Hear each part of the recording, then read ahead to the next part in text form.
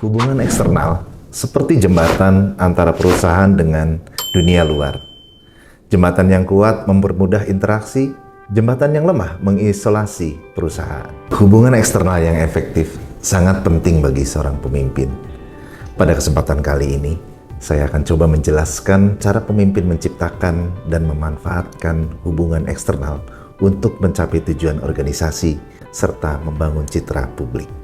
Tantangan dalam membangun hubungan eksternal efektif meliputi kurangnya pemahaman audiens, pesan tidak relevan, dan media yang tentunya tidak tepat.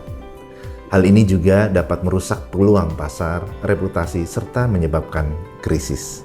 Nah, sebagai perbandingan, CEO yang aktif membangun hubungan eksternal akan mendapatkan dukungan serta citra yang positif, sedangkan yang mengabaikan akan kesulitan berkembang dan rentan dengan krisis. Dalam kesempatan ini, saya akan coba menjelaskan teori utama pada leadership communication untuk membantu seorang pemimpin menyampaikan komunikasi yang baik terhadap suatu permasalahan. Developing an external relation strategy. Ini merupakan blueprint komprehensif untuk membangun suatu hubungan eksternal yang sangat kuat. Clarify purpose and strategic objective. Langkah pertama adalah memahami dengan jelas apa yang ingin dicapai melalui hubungan eksternal. Apakah meningkatkan penjualan, membangun citra positif, atau mengatasi krisis. Tujuan yang jelas akan memandu seluruh strategi. Yang kedua, identify major audience or stakeholders.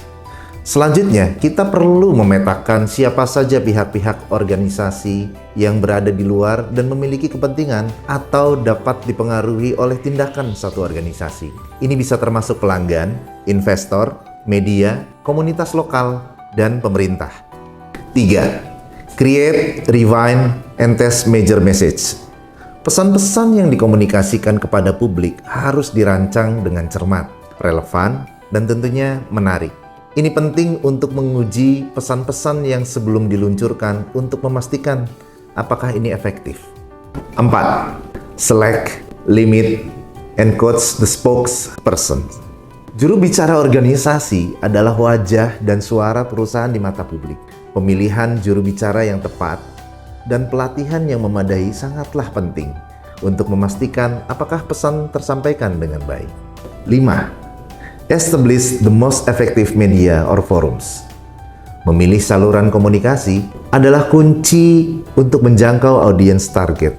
Ini mencakup media tradisional, media sosial, acara komunitas, atau hal-hal lain yang berhubungan dengan itu.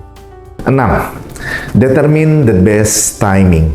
Ini merupakan waktu peluncuran pesan dapat mempengaruhi dampaknya bagi sebuah perusahaan. Pertimbangkan faktor-faktor seperti adanya tren pasar, peristiwa terkini, atau siklus berita menjadi sangat penting.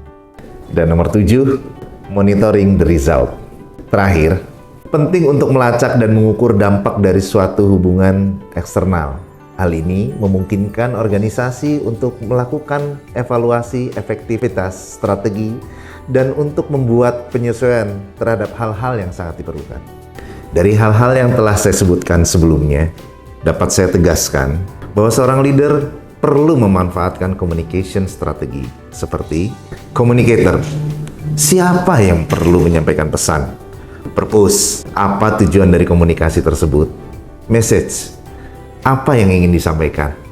Media atau forum, saluran komunikasi seperti apa yang ia gunakan?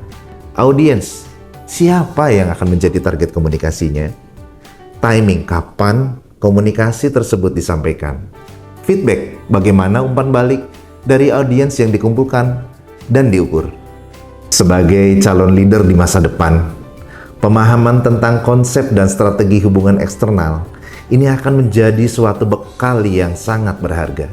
Mari kita gunakan kesempatan ini untuk menggali ilmu sebanyak-banyaknya, berdiskusi secara aktif, dan mempersiapkan diri untuk menjadi pemimpin yang tidak hanya hebat dalam satu organisasi, tetapi juga mampu membangun jembatan yang kuat dan bermanfaat untuk dunia luar.